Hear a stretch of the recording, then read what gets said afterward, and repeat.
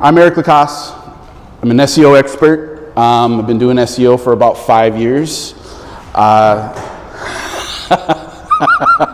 It's my business partner over there, one of my business partners. And basically, this is the untold truth of SEO, right? There's a lot of things, especially with the marketing people that are already here, that SEOs, and they talk about certain things. This presentation is the actual truth about it, right? Been doing it for a long time. I've done financial advisors, junk removal, strip clubs. I've done it all, right? And they all kind of follow some kind of pattern. But my presentations are always a basic understanding of the SEO world in the beginning, and then I go into my subject, right? So we'll just go over the real easy stuff here. These are the 3 pillars of SEO: technical, content, and backlinks, right? So when we have a business website, the first thing we need to look at is the technicals. Does it even load? Is it loading slow, right? Does it have broken links? Does it have the HTTPS? Does it have the SSL certificate? And that's for desktop. You also have to consider mobile. Most people don't even realize that 70% of their customers are going to be coming from their mobile layout. So if that's got animations, videos, if it's got a lot of jumbled text and a lot of pictures, it's going to slow. It's going to be very slow, and people bounce off. There's a data point for that, right? What's going on, man? Say to come and sit down. Anyway, second part is content SEO, right? Content SEO is the part of a business website that you are ultimately going to be responsible for, right? What are you going to post? How are you going to get in front of people? Your videos, your blogs, your on-page SEO. How is that supposed to derive from what you want your vision of your business to be to what the customers see, right? That's content. Now, even along with that is social posts, because Instagram is now an SEO subset. It's not all this algorithm because they got rid of hashtags, right? So now SEO and search intent is a part of Instagram now, right? What you say and how you say it is indicative of who's going to actually find you, right? Last one is backlinks. This will separate the hobbies from the business. How are you promoting your business so that other people see it and create a link to go to you and you go to them, right? Most of the businesses that I see here have less than 100. The ones that actually make it to the top 5 have 1,000, because there's an adequate amount of movement into the backlinks. And even then, local directories. Do you know how easy it is to get to 15 local directories here in Las Vegas in less than a week? And that grows over time because other people are finding you, and it just grows exponentially, right? Blog outreach. If you want to start writing blogs, you have to let people in the industry know that you have written a blog so that they can first read it and then make a link to go read it themselves. That adds more backlinks, that adds referring domains, that grows over time, right? Partnerships. You work with someone else that's in your industry and they take their website and you take your website and you blend into an article. That's a backlink too. And podcasts. I'm going to mention podcasts later on, but podcasts are very important if you get into them. I have my arguments about even starting one, because you shouldn't start one, but getting on them, huge for backlinks because you're part of their network as well. Okay, so the Google puzzle. How does Google actually rank things? Well, they use this thing called search intent. Search intent is informational, navigational, transactional, and commercial. Here's an example, right? So informational intent, what the name of the business is, the location of the business, directions to the business, the phone number for the business. That's informational. Now, we do live in an era where this is getting taken over by AI. The generative AI is taking over informational intent, and there's nothing you can really do about it except just make sure that it's up to date. Navigational. Navigational intent is leaving Google's search result page to go somewhere else. Like if you sold bicycle parts and you had a directory of bicycle parts where they could add in, like in e-commerce. That's navigation because you're navigating away from Google to your own e-commerce platform. Transactional. These are for people that are ready to buy. The transactional word, cheapest, affordable, nearest to me, it's actually two of them. Because people that are searching for near me are wanting to buy something, but it's also informational. And to get the near me keyword, you have to have a Google My Business profile.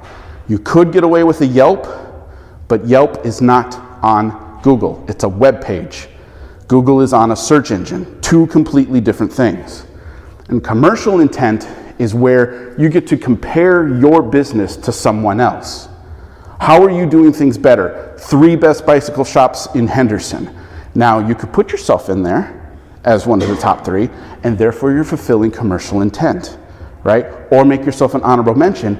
Now that you're trying to go for that commercial intent work, now you can go to the blogs and say, hey, I put you on my list as the top 3 bikes shops in Henderson. Do you think you could say yes or no or have a link on your website because I mentioned you? So now you're using search intent along with your content for a backlink. It all is part of this circle. So how do you get a keyword? The acronym for the keywords is EEAT. Experience, expertise, authoritativeness, and trust. Now this is how you write about being the best bike shop in Las Vegas. How do you use that? I've been in the bike business for 15 years. I've had many people come to me for making custom bikes for themselves. Because of this, I'm the most authoritative. I understand how bikes for different types of outdoors, stuff like that. Because of that, I'm the #1 trusted bike shop in Las Vegas. Those are the actual copy that you would use to establish EAT. Now, there's one place where this actually is really, really important, and that's Reddit. If you get into a Reddit account for your business and you can talk about your experience, your expertise, and your authoritativeness in your Reddit for a subreddit for your business, boom, because Google is buying that content. They buy it every 6 months, and then they pull it into the search results page. That, if you get a popular Reddit account, you will rank just for that, just for one program, right? That is why Reddit is so important for establishing this, because there's always going to be a record of what you've said and how you said it and why you are the best, why you're the authority. That's how it all works. Okay, Google Ads versus SEO. Now, every time I give one of these lectures, little things change over time. It's never concrete, and that's what I love about SEO. It never is ever concrete. Things change all the time. This is a great example. Now, months in the past, I would have said, you know what, if you want customers, pay for Google Ads. I can't beat Google Ads. You're paying to rent the keyword, you're going to get customers. People are going to see it and they'll click. Even with the best conversion rate of Google Ads being 20% on a really good optimized ad. 20% actually get to your website. But this is how I'm adding an asterisk to that. When you start a business, once you have established the fact that you can bring in some organic traffic, start running ads. Because you're taking that water of all that traffic and you're going to pour it all over your website, and you're going to find where the weaknesses of your website are just from the ads itself. There are clients that I've had where I wrote optimized, very, very cheap Google ads that converted for Las Vegas. 90% bounce rate. And we had to look at the homepage to see what was going on. Do we need to change the copy? Because now we know what that big gap is. People are going to the website, but they're clicking off. Now it's on me to readdress the on page so it's more optimized. Google ads are not a luxury, it's a necessity now. Go ahead. What's a bounce rate? So bounce rate is when you go to a website and within 4 seconds, you've bounced off. It's a huge indicator for your on page, because if you're writing good ads and it's converting, they'll stay on there and that bounce rate will go low. But if you're writing good ads and you don't have good copy on your website, people bounce off. right? And that's a big SEO number to keep in mind. So this is my seed analogy. Oh, did you have another question? No, okay. This is my seed analogy for how SEO works. The very end of the seed, that is your business web page. Once you go live, you put it into the ground and it starts to grow. The dirt is Google, right? As you grow, you will see that we only see the top part of the branch. That's your on-page SEO, that's your socials, that's your videos, that's what you see as your business representation. SEO is the roots. That's all that I care about when it comes to a business website. That's my client. I don't want, this is their responsibility. Customer service, the way that the logo works, the color palette of the website, whether or not it's bearing fruit. This is keyword research, backlinks, PR. This is technical SEO, making sure that everything is flowing just right. This is site audits. This is all the stuff that keeps the integrity of the plant to grow so that it starts growing upward, right? Most businesses that have not considered this, they may actually be here, but the roots are way down there, and they have 3 months. They don't know why they're losing traffic every month. They don't know why, hey, everything was going good when we were here. It's getting 30, 40 visits a month, no problem. Now they're at 20. Now they're at 4. And they come to an SEO and they say, I need to know what's going on. And this is how I explain it to them. So that's the beginning half of what I do, for at least for presenting. Now comes the second half of the specific topic. And this is a fun one because this is the biggest SEO scams that I have found and why they're scams and why you need to be careful. First one, guaranteed #1 rankings. You probably get the phone call maybe once or twice a week from someone saying, I just came across your Google My Business profile. I want you to know that we can get you to the #1 position in less than a month. How many of you just hang up the phone? Right? We all hang up the phone, right? So what is it that they're actually doing? Well, in the SEO world, this is what we do a case study on. What is actually going on? Well, what they're doing is they're buying cheap keywords that are not relevant to your business. They're asking for $1,000 a month. They're spending less than $50, and they're keeping the rest of the money. They're fulfilling their promise with the ad because it does show up #1 on a page, but it's for a keyword that doesn't mean anything to you. It has nothing to do with your business. And they just keep on rotating it and rotating and rotating it and asking for more money and more crappy keywords, and it just starts this vicious cycle. Meanwhile, you never actually beat your competitor at the top. Because you're not competing with them. You're competing for something else. Yeah, superfluous term, whatever. Yeah. Yep. Whatever. See it all the time. All the time.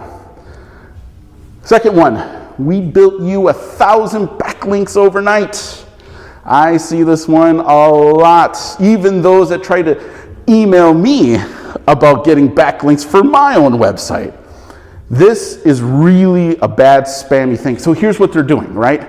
They have a couple people that will fill out thousands of backlink requests, directories. Has nothing to do with your industry, nothing to do with Las Vegas. It's not even in the English language. It's in a completely spammy type of backlinks, right? And you get 1,000 of them. So when you run an audit, you see, holy crap, I got 1,000 backlinks.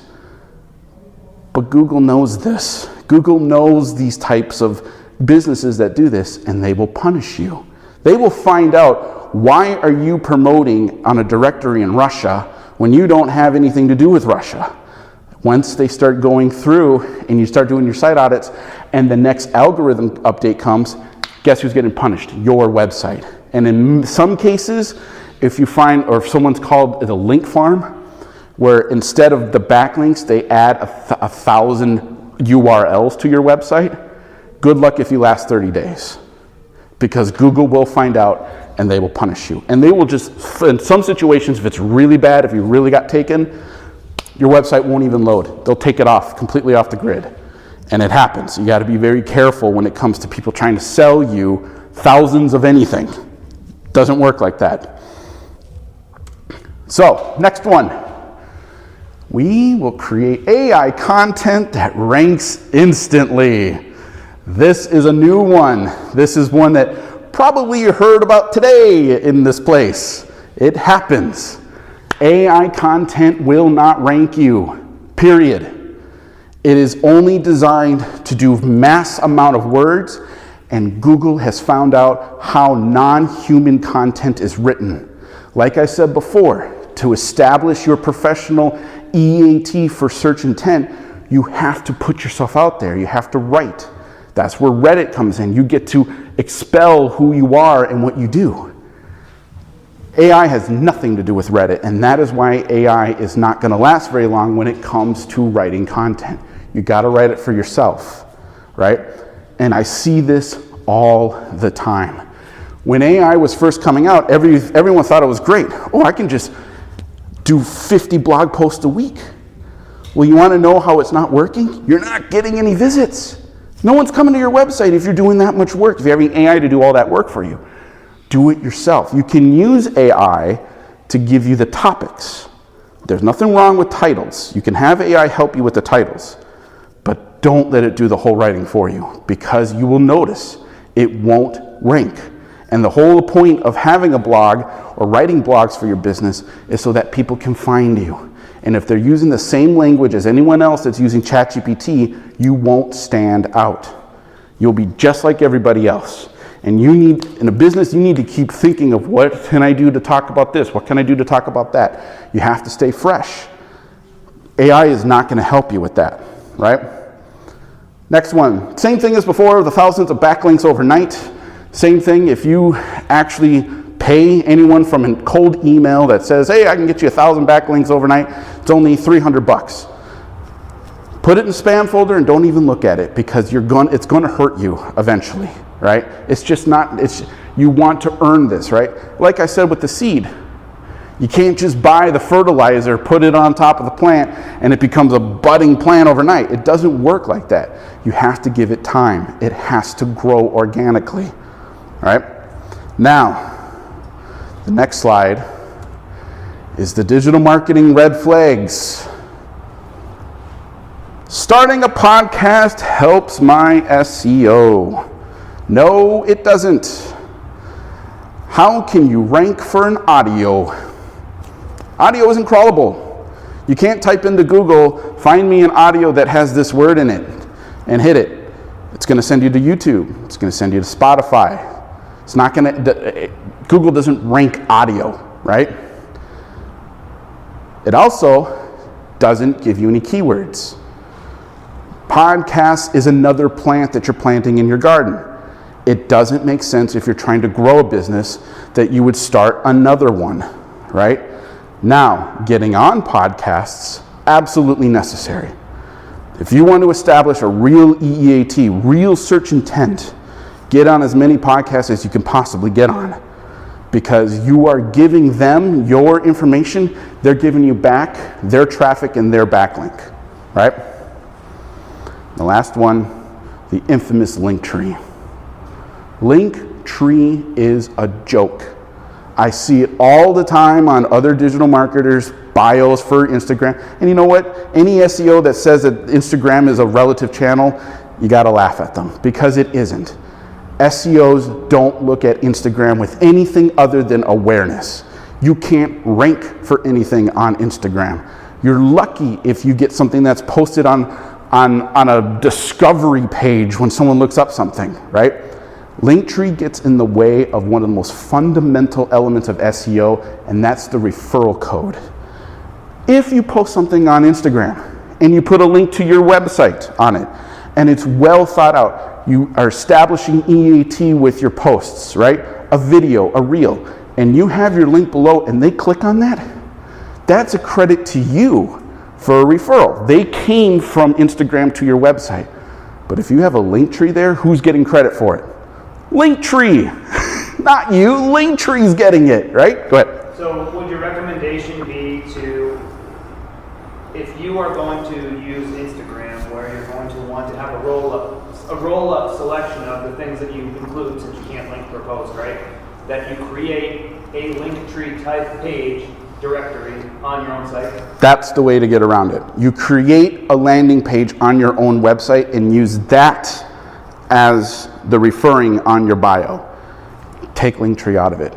Linktree is a waste. And I see too many digital marketers, and this is not just Las Vegas, I see it all over the place. And even in SEO Reddits and SEO case studies that are webinars, we find those digital marketers that have Linktrees and we say they got a Linktree, and we all laugh because it's absolutely irrelevant for SEO. The point of having an Instagram is to gain awareness. You want to know who's coming from Instagram to your website. Why are you giving that traffic to a program? And it's a static program. It's not even linked to anything else. You're buying a page on their network, and then you're saying, oh, well, I'll just list all my things.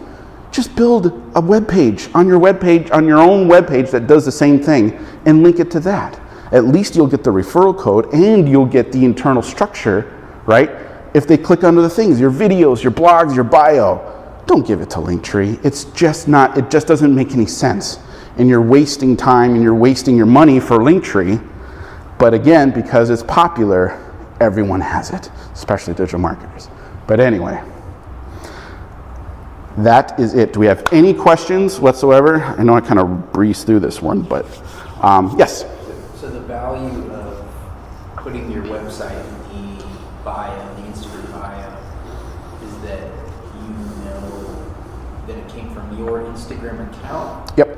Wouldn't you know it came from Linktree, and that's... No. So Linktree is a closed system, right? You can't find the traffic from it because it's a closed system. Kind of like Facebook, right? Facebook, Instagram are web pages on a website. You can't pull up your profile into like a search or like a site explorer on Ahrefs and see how much traffic came because it's a closed system. However, if you put a link from your website /link or Linktree or link page, when they click on that, that goes to your web page, and that's measurable, right? You can see how many people have come to that. Could you put that on the Linktree? You could, but now you're defeating the point of it, right? See, the whole point with Linktree is that you can't rank for keywords. You can't rank for keywords on Linktree. You can't find the referral codes, right? There's no referrals from Linktree, right? So you can't rank. All three of those, if you built a link page on your own website, you'd be able to rank for keywords. You'd be able to find how many backlinks come from it. You'd be able to find the referral code. So you're giving money to something that you can't see when you could do it yourself with little buttons on an own page and make it look better. Have you seen Linktrees? It's one color with like a row of buttons. Now, if you built your own link page, you could add customization to it, right? The only reason why Linktree is popular is because someone decided to sell it really well, and now everyone thinks that's the only way you can stack buttons to other places in your business. But you could do the same thing yourself. You could do it on your own. And again, Linktree also adds into those other linking profiles that's so popular, and it's cheap. So people are buying a cheap solution to a free problem. Just build it yourself. Just build it yourself. It's so much easier, right? Go ahead. By that you mean putting links to other places within your internal links? Exactly. So whatever platform you have your website on, you can create a new page, make buttons, and then whatever that link page is, that's what you put into the Instagram profile, right? You take Linktree completely out of the equation. You're paying $10 a month for something that you can't monitor any traffic from. You can't rank for it. You could rank on your own page for your links. And you could also heat map it as well. You can't heat map. You know what a heat map is, right? You can heat map. Heat map is a program that looks at a specific page and it can show you where people have actually clicked. It's a heat map. You can do that for your own website. You can't do that for a LinkedIn, for a Linktree. Because Linktree won't give away the codes so that a user can actually grab the heat map, but you can do it for yourself. right? The whole point of it being is that when it comes to digital marketing, there are just certain things that just don't make sense. There are certain things that are being sold that just don't make any sense, right? Now, again, my philosophy is old school. I believe SEO is psychology and data every single time. The way that you talk about who you are and who you are in your business should be reflective on the type of data that you want to get. Over time, you will get enough data to see whether what you're doing is working or what you're doing isn't working. It's that simple. And the only way that it works is if you have complete control of what it is that you want to see. How do you want to interact with your clients, with your customers, right? SEO ends once the phone is picked up by you. It ends once they walk into the door, right? I don't do customer service. I don't do sales. I do psychology and data. That's what SEOs do. And even with that, a lot of businesses don't realize that their website isn't loading fast. They have error pages. They don't have enough backlinks to compete. And they look at their keywords for their core component of their industry, and they're being overtaken by a franchise. The franchise is number one for their core keywords, right? Best bike shops, best lawyer, they're all franchised. But why do you think they got to number one?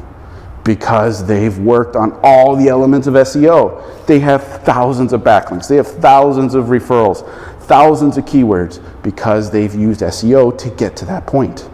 It takes time, but it's very possible in a lot of industries where the bigger company has weaknesses as well. And if you're starting out with your business website and you know who the top number one competitor is, that's the first thing you need to be looking at is how are you doing something better than they are? Are they more engaged with their customers? Do they have ridiculous Instagram posts that make no sense? Well, then post something better.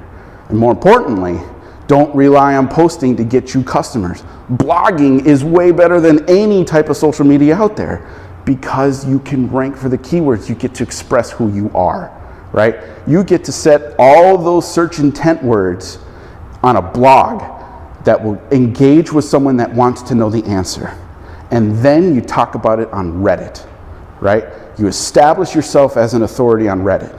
All of this, I'll tell you what you don't need. So you don't need cold emails. You don't need to run ads all the time.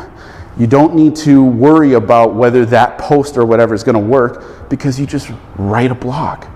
Talk about who you are. Talk about what your business is. Talk about insider information on your industry that someone would need to know. And most importantly, you got to think about it as a customer.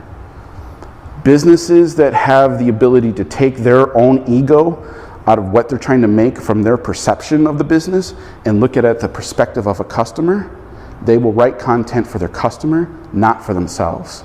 And those are the ones that, boom, they go straight up to I see it all the time. I see it in the way that they want to, they're passionate about it, but they're also smart. They look for an SEO to give them keywords. They look for an SEO to give them content ideas. And they see one idea and they go with it. And they write 1,000-word blog post and they post it, and then they see it grow from 5 views to 15 to 30. If you want evergreen content, write blogs because they don't stop growing if they're written well, right? Any other questions? Good. Do you use or recommend an SEO plugin like Yoast or RankMath? Yes, SimilarWeb is good. Yoast is pretty good. Again, they're good enough as a plugin to give you some generalized information, right? And it's kind of like the argument against AI. Just because an AI told you or gave you a suggestion or a plan, do you know how to even execute on it, right? So you have 100 visits to your website. You look at the number one ranking website for your business, and they got 1,000. So what is the difference between them at the top and where you are? An SEO plugin is only going to give you the numbers. You have to be able to find a way to bridge that gap, right? And bridging the gap could be the backlinks. They just may have more of them. Find their backlinks. Go reach out to those backlinks. Referring domains. Who have they been on a podcast? What's the podcast that they were on? It'll show in the backlink profile of like SEO Click or Yoast, it'll show their backlinks. That's where you copy, paste it, and you say, oh, that's that, that's that, that's that. Competitive analysis is really the more of the application of the data. What are you doing to do better? How do you want to grow this, right? At least you have the data instead of just guessing, but you also have to have a plan and how to beat them, and everyone's beatable. No one holds number one forever, right? That's the good thing about the online business SEO world, right? You could beat them in 6 months or 6 years. It's up to you, right? Is there some kind of tool that would say, how would that company get to be number one? What do I have to do, to analyze number one? You could. This is where I think AI can come in, because you could give the data to ChatGPT or Gemini and say, this is what I have, my traffic, my backlinks, this is what they have, and import everything, right? Documentation for the backlink profile, your backlink profile.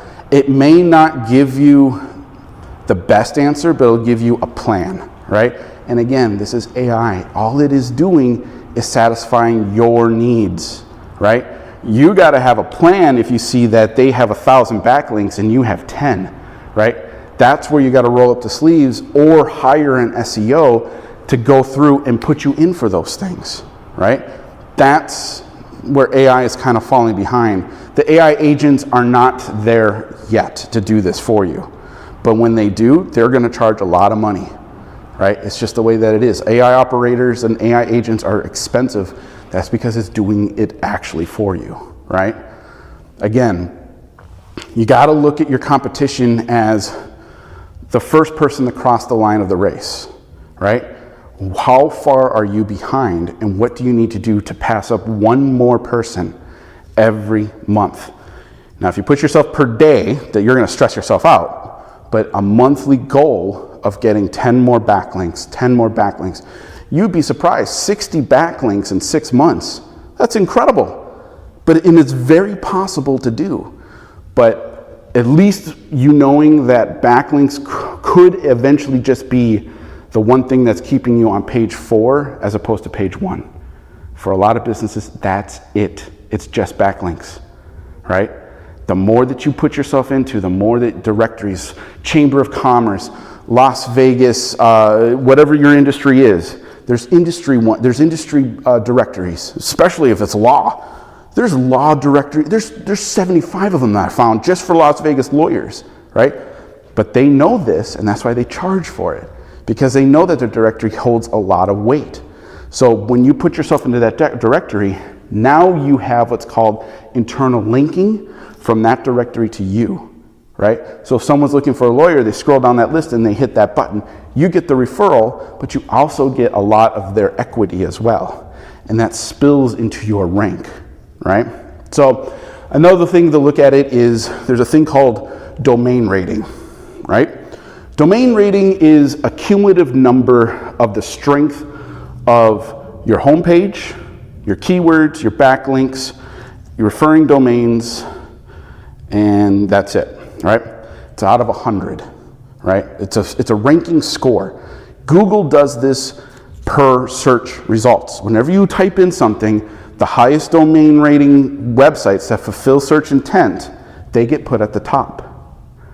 The only way to get higher strength is to develop more backlinks. And even with that, with your own blogs, you link all your blogs inside of your website. That's called internal linking. So if you have a blog about, we'll stay with bikes, best bike seats. At the very bottom of that blog, you have best tires, best cafes, bike cafes in Las Vegas. 2 links on that one blog page. When someone's done reading and they click on one of those because it's an interesting topic, both pages get credit for it. The page that they came to and the page that they went to. So now you start to keep them on site, which actually adds up what's called duration of site visit. The ultimate goal is 2 minutes. 2 minutes on a website. Can't beat Amazon. Amazon is like 30 minutes, right? That's why they're number one. Everyone that's on Amazon goes on Amazon for a specific reason. But your goal in your business website is 2 minutes. And it's not easy. It's not easy, but it's very possible within 2 to 3 years to get to that point, if you have enough content to keep them on the page, right? So like I said before, like with the 3 pillars, all those pillars encompass the entire website. Everything about SEO comes down to one of those 3 pillars.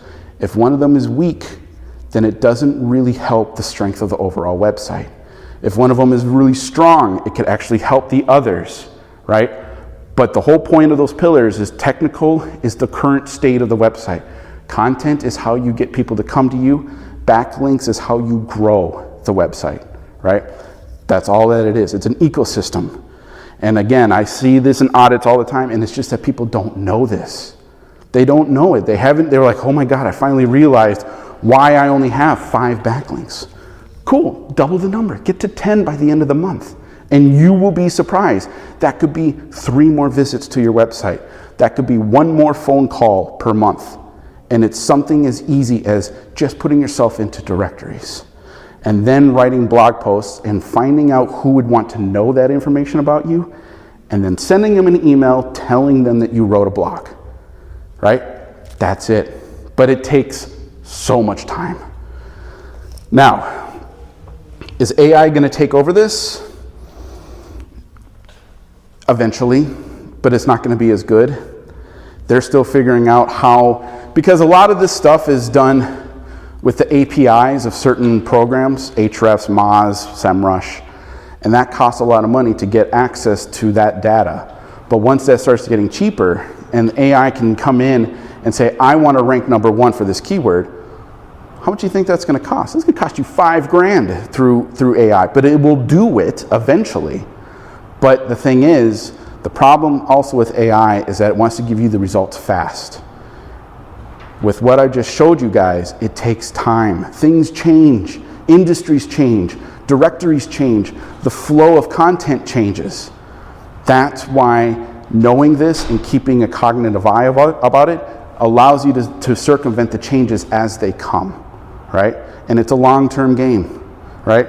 From this, the seed, to possibly being number 1 for, say, 5 to 10 ranking keywords, I see on average at least a year, depending on if it's not part of the 4 horsemen industries that are absolute juggernauts here.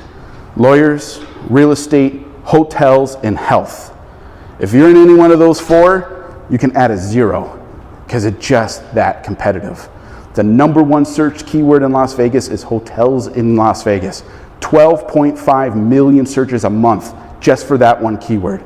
Just to borrow it for Google Ads costs you $700 a click. That's the reality of being here in Vegas. If you are in a hotel business, that's 1 keyword. Lawyers, $500 for lawyers in Las Vegas. Why? All the directories, all the added specializations. That 1 word is why it costs $600 per click. You got to have a monthly budget just for that. So you're looking at $60,000, $70,000 a month just to stay competitive by outbidding the other lawyers that are willing to spend $700, $800 a click. That's the reality of SEO, right? And again, did you want to know about this now or did you want to find out later? That's why I do this. That's why I teach this. That's why I present this. Because every single one of you have an obligation to know how this really works. It's not overwhelming, it's just eye-opening, right? That's why this profession exists, because the whole objective of it is to teach the truth, and that is what is ultimately going to help you out in your business. Whether you need an SEO or not, at least you know how this works. Go ahead. Before I came in, did you cover your favorite tool or method of doing your initial keyword research for your site? So there's a couple of things that you can do. There's free and then there's paid. I do the paid, which is Ahrefs, right? That does a really good job of doing keyword research.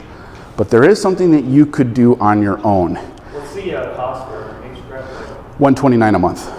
Yep. And it's unlimited use of the tool? Unlimited use of tools and other tools as well. They keep on adding new stuff. So like they actually can do, they bring in Google Search Console now. So I don't have to go to Search Console. They do web traffic, and they also do like the migrations of where people are coming from. Excellent program. I had it way back in before COVID when it was like $79, and now there's so many more tools now. However, you're still limited on some of the things, right? But it's still it's called the light level. It's still really good. Still does the job. Yeah. So light. Yep. LATE. So that's 129 is their light account, right? You can bring in unlimited websites as long as you have access to the Google Analytics profile or the Search Console. So as long as you bring that in, you're good to go, and you can monitor everything. Their site audits are really, really good, like the best I've seen. There's also Uber Suggests. That one's good for some keyword research, but it's way better at content. It gives really good content ideas, way better than Ahrefs. Now, for your own website, the easiest free trick to do is the autofill of Google search results, right? So if you have a bike shop, you type in bike shop, and Google will make a list of all the other, it does the autofill for you, right? Take a screenshot, that's your keyword research. Google is giving you ideas right then and there. Best bike shops, Las Vegas, Nevada, Las Vegas, Henderson, Summerlin. And even then, best bike tires. That whole list right there, that's your first keyword research. So you start putting stuff into what? Search Console? No, so you put it into the search results. So you type in Google, and you have the nice long bar, and you start typing in your stuff, and then it flows down with a whole bunch of other suggestions. Yeah. You'll take that, and then you'll compare those. Where will you put them in? Yep. So you would put it into your meta. So here's another thing too. Putting on the title of your web page, Las Vegas, comma, and V, right? That's huge right now. Because you're forcing the indexing of Google to let you know and let the website know that to put it in the Las Vegas, Nevada area, right? Is there somewhere that I think it's Search Console or something where you put it in and it will tell you the number of searches on those words? Yes, not in the Search Console. So there's a couple Chrome plugins that will do that. Ahrefs has a free Chrome plugin, and that will show it underneath the inquiry, right? The total volume, cost per click, and competitiveness, right? And competitiveness is a numerical representation out of 100 of the difficulty to rank for it. So if you have a keyword, bikes in Las Vegas or bike shop in Las Vegas, there may only be 100 people searching for it. Therefore, the competitiveness could be a 2. So just having it somewhere on your website allows Google to say, okay, well, this is a bike shop. There's only a couple hundred people searching for this. We're going to rank you page 9. Whereas like with hotels in Las Vegas, good luck. 12.5 million searches. You can't just put hotels in Las Vegas in your website and rank within 5 years. That's because the top 5 results for that inquiry have held on to it for more than 10 years. That's why they can bring up that competitiveness. And that competitive number is like a 75. Yeah. It is super hard to rank for that, right? So if you're making a map of your keywords, or you start by doing the actual search, Yep. look at all the suggested results, Yep. and then you're popping it into a tool Yep. that gives you your competitiveness score, and Yep. you can make a strategy based on. Absolutely. So a lot of the time when it comes to those suggested things, it comes down to where the business is currently, right? If they've been around for a couple years, then they're going to actually have some ranking of some keywords. The objective is to find those keywords in the website and either add things to that sentence or to that title or take things away. We're kind of coming into an area in SEO where we're starting to become more lean on what we're saying, right? It's not like the newspaper days of the 1990s and 80s where if you talked about the technical aspects of a vacuum, people read the technical aspects. People buy emotions now. They don't care about the vacuum. They want to care about how much time they're saving from vacuuming their living room. That's how it has evolved, and the website needs to reflect that almost to a 6th grade reading level, right? You can call it whatever you want, the evolution or the idiocracy of our society now, but that's just the way that the data is showing, that stuff actually works. Keeping it simple and dumbed down, people understand that and people will read that, right? It even it also throws into your videos, right? Videos are always going to be very popular because people are engaged with something that's in front of their face. If you keep the dialogue simple, then you can't say the copy is wrong because you're actually making it simple for them to understand, right? So again, back to the keyword research. My keyword research is way more complex than that because I have to look at all the intent: informational, navigational, commercial, and transactional. Specifically transactional and commercial. Those are the moneymaker intents, right? And again, there are tools that will show you if a keyword follows that intent. It's better to have a lot of all of them across the board as opposed to just focusing on one. But you can focus on one in the beginning, right? Why are you the best at what you do? Why is your business better than this, right? And use your blogs to go after them. This is business. This is your money. This is your traffic that you're fighting for. You can call them out if you want, and don't be afraid to. There's no more niceness about this anymore. This is the digital realm. It's no holds barred if you're willing to go that far. But if you don't, then focus on information, focus on transactional, focus on commercial. But you have nothing is holding you back from writing blogs about why you're better than anyone else, and then telling people about it and have them read it for themselves, you know? Good. Oh, I got the question in the back there. Yeah. Go ahead. I was curious how you think about SEO in other languages. So, like, when you're looking to teach advanced level English, Yep. and mainly to like doctors, like medical professionals. And so I'm wondering, some will be searching in English, like medical English. Some will be searching, say, in French, Spanish, whatever other language. I wonder, like, how you think about. Okay. Excellent question. I'm going to quote I just read this yesterday. So a month ago, same question that you asked me.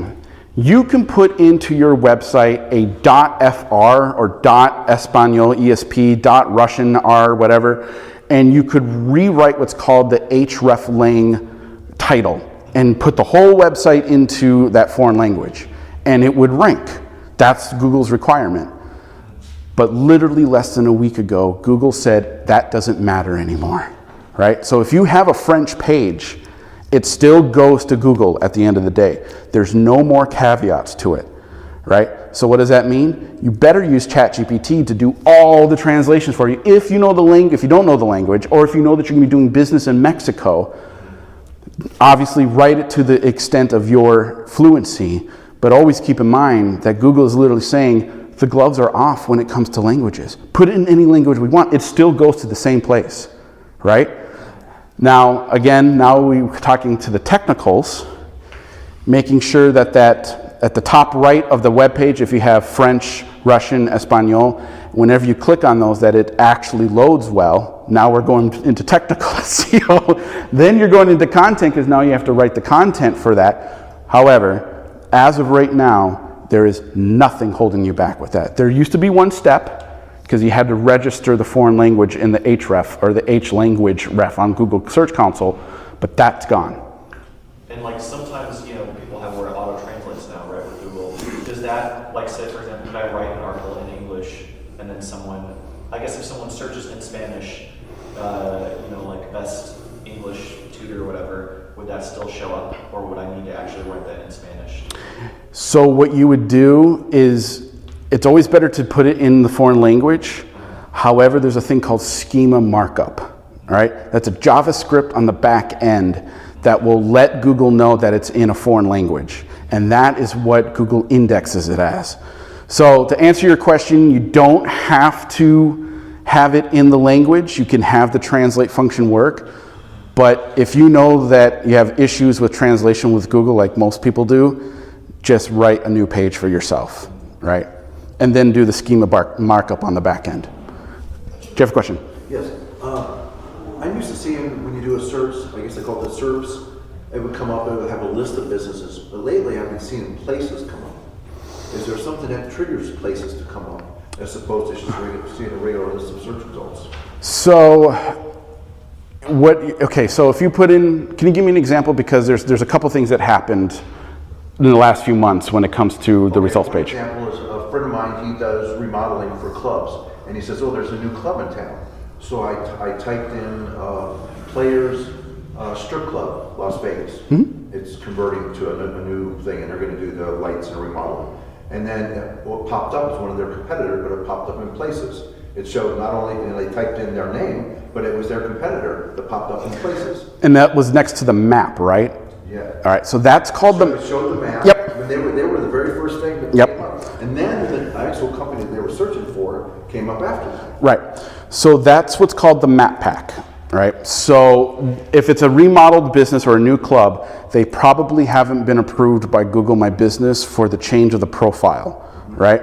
So if you had a brick and mortar business, you would put in for the Google My Business profile. That locks you in for the near me keyword, right? Now I'm not saying that's what you looked at, but that map pack is the ranking of the closest places for your inquiry within like 4 miles of your actual GPS location, right? That's why it's there.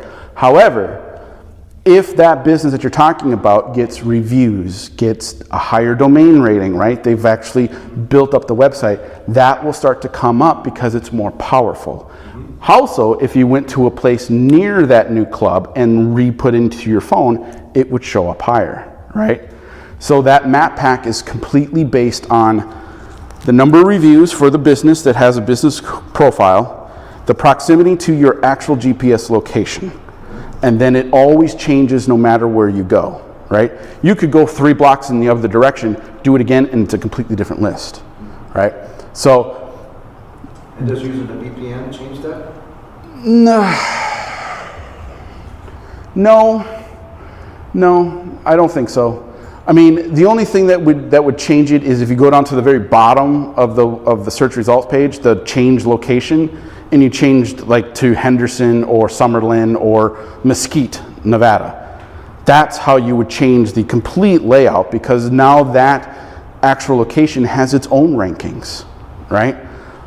Using a VPN, not necessarily, because you're inquiring within the proximity of your phone, right? I don't think it would make any difference, but I haven't really tried that either, to VPN for a Google search, but it shouldn't. It still should be the same. The reason I asked about the VPN is that I have a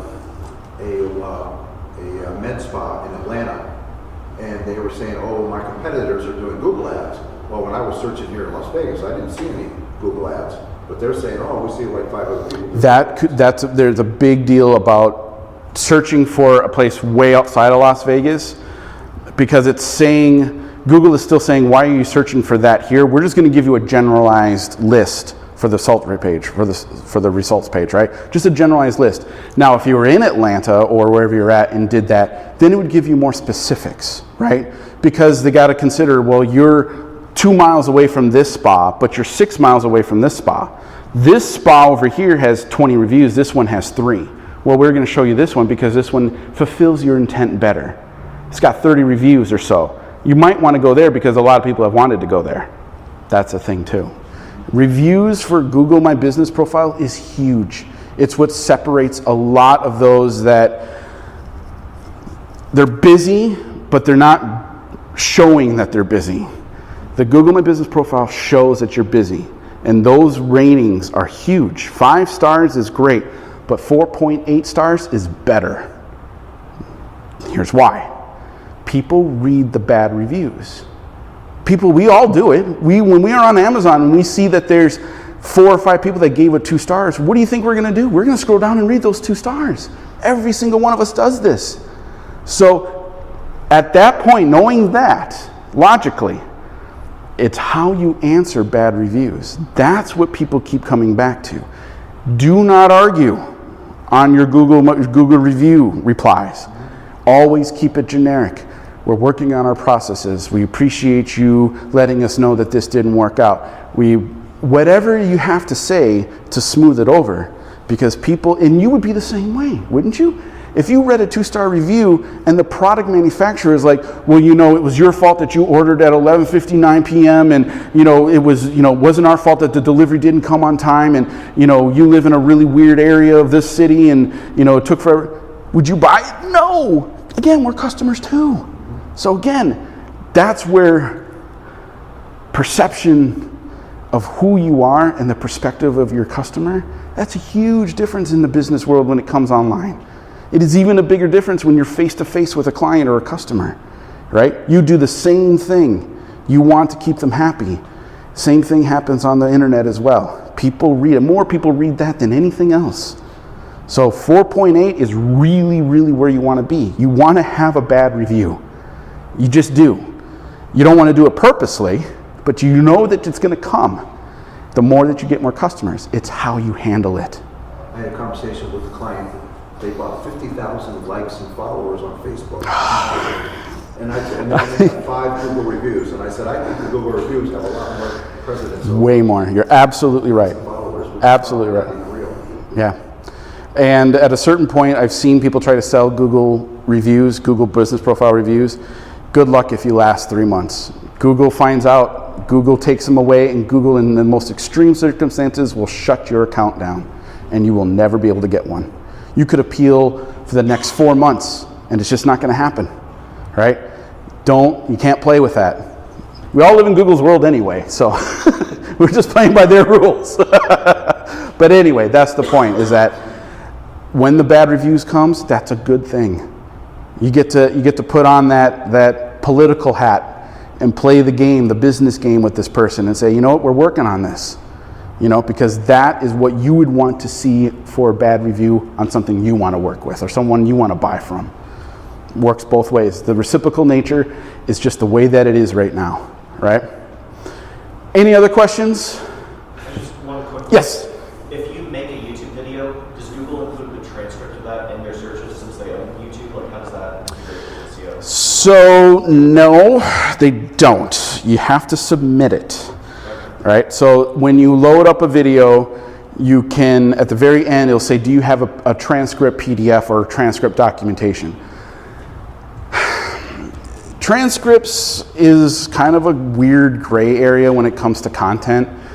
Not many people actually read transcripts anymore, unless they're part of the video or it's their channel to make sure that it's grammatically correct. But having the subtitles is an absolute must. You got to have subtitles in your videos because people are going to turn the volume down and they'll read the subtitles. Transcripts only work, like I said with the podcast, it only works for ranking, right? And it may not rank unless it's something to promote, like a blog or something to promote a product or something like that. Do you need to have it? No. Is it good to have it? Yes.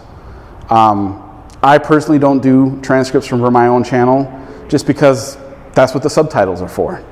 But that's why it's hard to rank, because I don't put transcripts on there. You know what I mean? So, any other questions? I really appreciate you guys coming in and hanging out for this. Was that? Cool. This is my information. That's my website. That's my Instagram, YouTube channel. If you guys leave me a review on my Google business profile, I will throw in a free site audit. I tried to put the QR code on here last night and it just didn't take, so if you want a free website audit, all I ask is you to leave a review of this presentation and I'll be able to get to you by the end of next week. So that's it. Thank you very much. If you can hand me that QR code on that. I know, I'll probably ask you to help me out with that. I'm in here all alone. No one wants to know about SEO, so I'm going to tell you the untold truth about SEO. My name is Eric Lacasse.